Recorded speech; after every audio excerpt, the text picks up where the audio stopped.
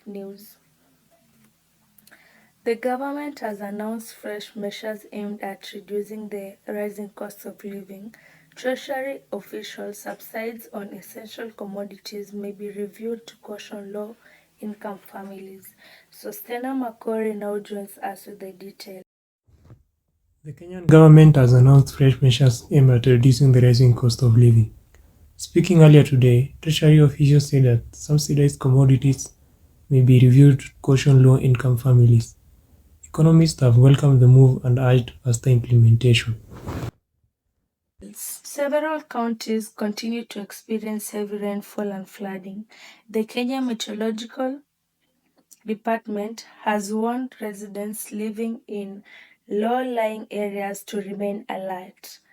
Timothy Karuga reports. Heavy rains affect several counties. Several counties across the country continue to experience heavy rainfall, causing flooding and displacement of families. The Kenya Meteorological Department has warned residents living in low-lying areas to remain alert as more rainfall is expected this week. The Ministry of Education has allocated additional funding to schools and universities. Education stakeholders say the fundings will improve the learning facilities across the country. Kathleen Bochaberi has more. To you. From overcrowded classrooms and underfunded university laboratories, the cry for better infrastructure in our learning institution has been growing louder. Today, the ministry answered the call. Stakeholders we spoke to say this new funding will directly target the upgrading of libraries, science lab, and lecture halls that have long been neglected. University administrations are calling it a much needed lifeline, while student leaders hope it translates to more comfortable learning environment before the start of the next semester. Reporting live, I'm Kathleen Butchaberry. Back to you in studio. Fuel prices will remain unchanged for the next 1 month. Transport operators have welcomed the decision, saying it will help stabilize transport costs. Obed Maxwell reports. Fuel prices remain unchanged for the next 1 month. Transport operators have welcomed the decision, saying it will help stabilize transport costs. Obed Maxwell reports.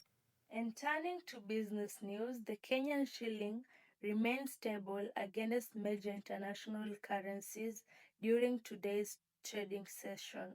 Felix Iteye joins us with the report. Kenyan shilling shows stability in business news.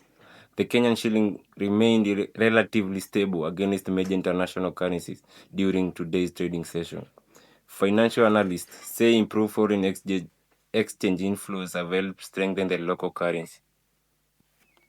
Farmers are being encouraged to adapt modern farming methods to improve food production. Roger Sowino has the details. Farmers encouraged to adopt modern farming. Agricultural experts are encouraging farmers to embrace modern farming methods to improve food production. Officials say technology-driven farming can help reduce losses caused by drought and pests. And now to the sports news.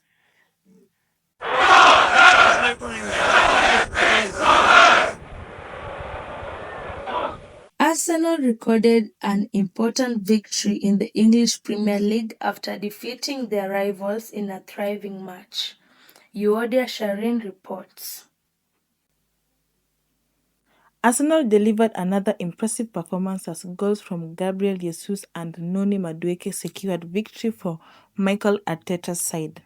Crystal Palace pulled one goal back later in match through Jean-Philippe Mateta, but it was not enough to stop the newly crowned champions. The win saw Arsenal finish the season with 85 points and lift the Premier League trophy after ending a 22-year wait for the title. Thousands of fans celebrated as Captain Martin Dagar lifted the trophy after the final whistle.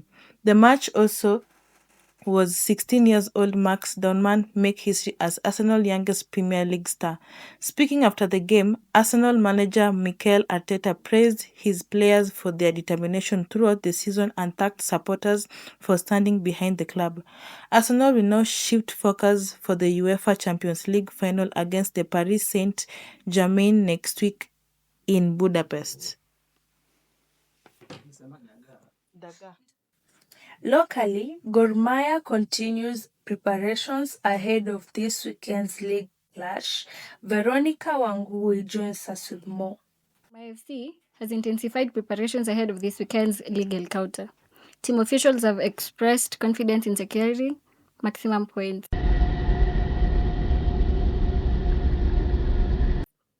The international news, world leaders continue to call for peaceful dialogue in the Middle East. Lovin Anyango reports. Peace talks urged internationally. World leaders have renewed calls for peaceful dialogue in the Middle East amid increasing tensions in the region. Humanitarian organizations continue to appeal for protection of civilians affected by the conflict.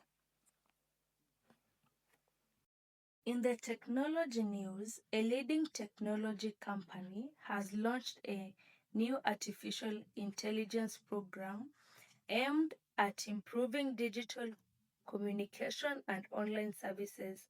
And that story wraps up tonight's bulletin. That's all for now. Thank you for listening to MMU Radio News. I'm Samantha Abili. Have a pleasant evening.